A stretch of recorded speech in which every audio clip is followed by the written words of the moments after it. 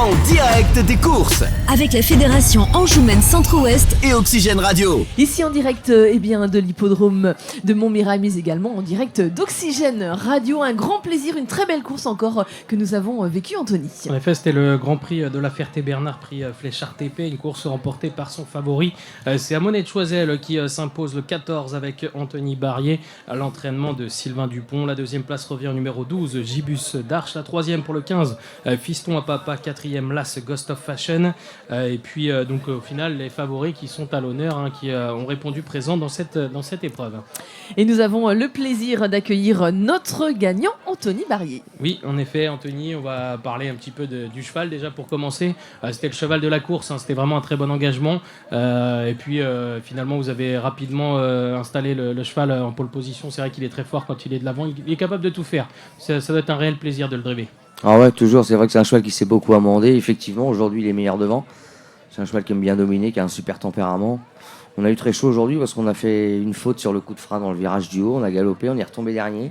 Ça aurait pu être préjudiciable, mais comme vous avez dit au début, je pense qu'il était clairement meilleur que les autres aujourd'hui. C'est vraiment une association qui marche du tonnerre. Ça fait des années maintenant avec Sylvain Dupont. Comment ça se passe entre vous ? On a une très bonne relation depuis longtemps. Je pense qu'on peut dire qu'on est amis aujourd'hui. Voilà, on arrive à partager des bons moments à côté des courses, donc c'est toujours super.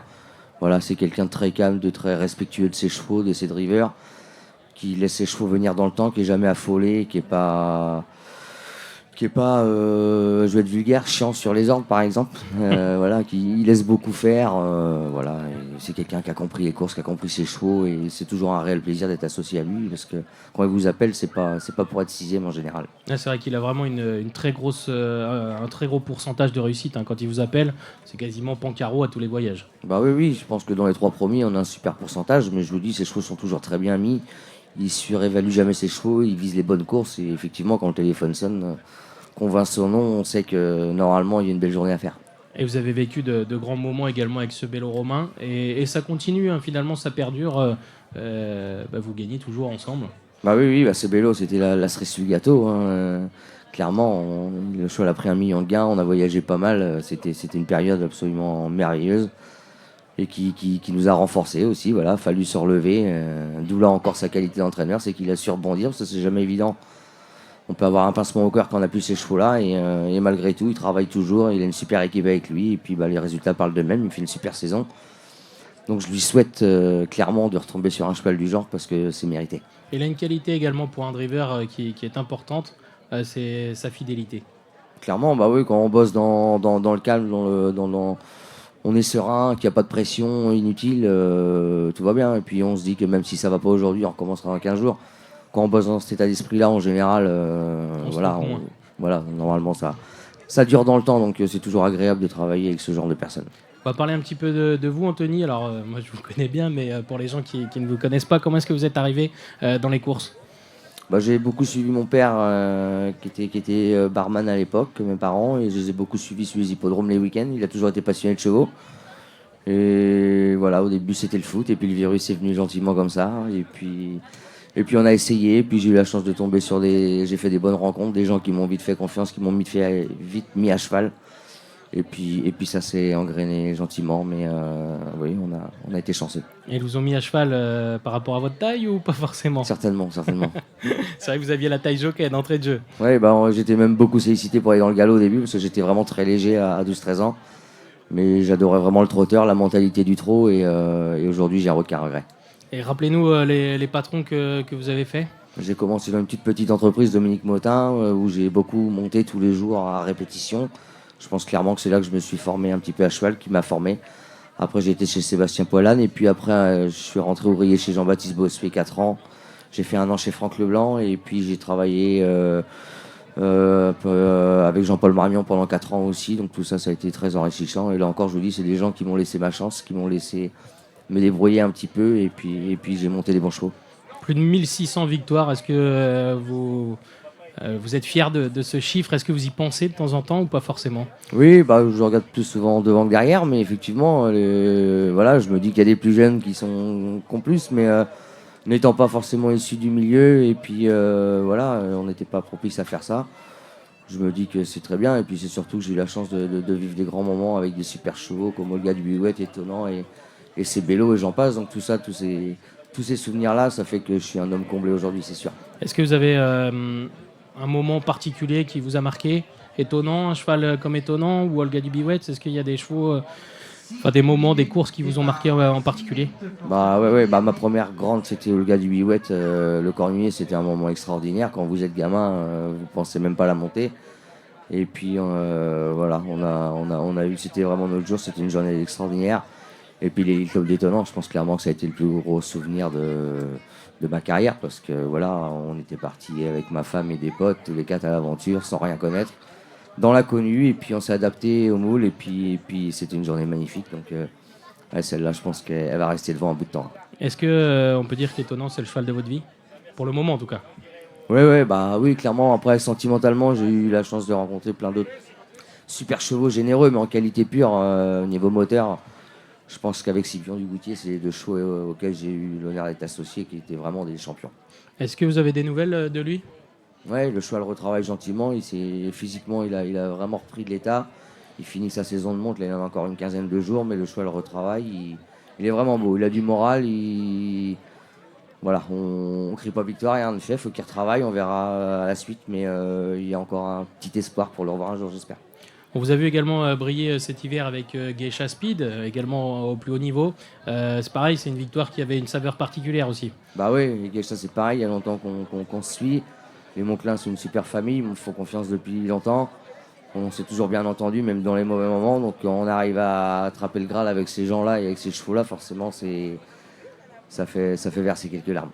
Et notamment votre longévité et votre régularité, je trouve que c'est vraiment un truc important.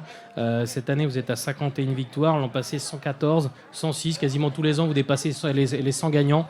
Est-ce que c'est votre plus grande fierté, c'est votre régularité, votre longévité? C'est, disons, l'objectif que je me fixe à peu près tous les ans. Je me fixe pas forcément de gagner 200 courses, mais au moins de faire les 100, 120, c'est bien, parce que je pense que dans ce métier-là, la base, c'est au moins d'être régulier. On peut toujours faire mieux, on veut toujours plus d'ailleurs, mais après, il faut garder les caps et faut pas non plus s'enflammer. J'ai une clientèle régulière, des gens qui me font confiance et une famille qui me fait confiance, donc j'ai envie de dire pourvu que ça dure.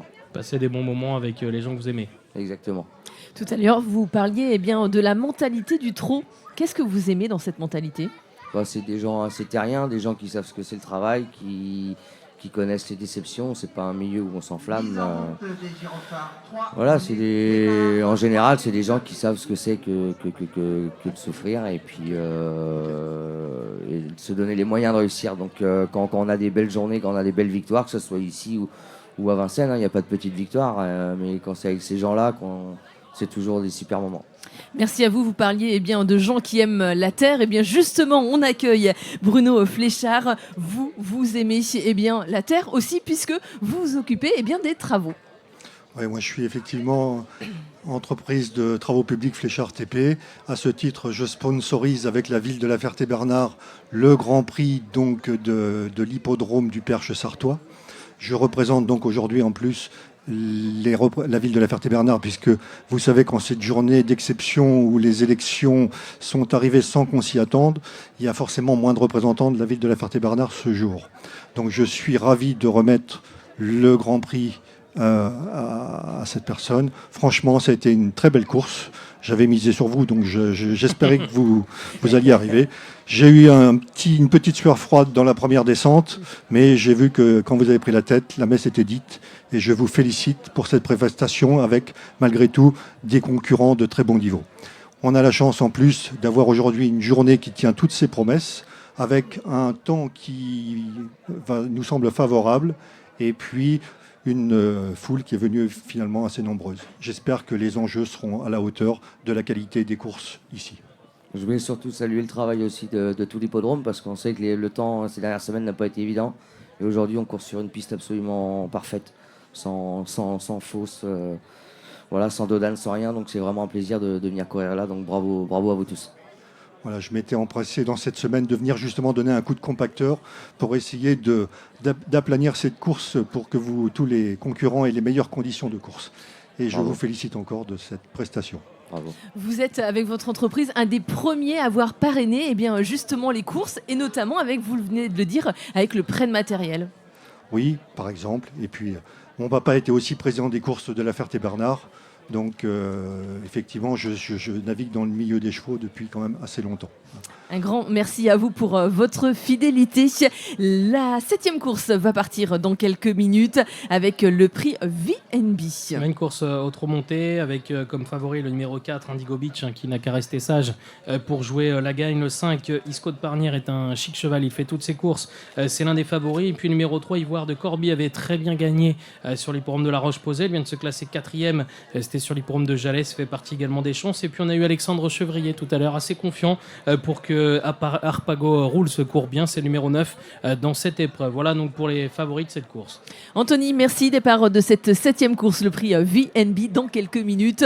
On se retrouve tout à l'heure sur le plateau d'Oxygène Radio, mais également en direct de l'hippodrome de Montmirail.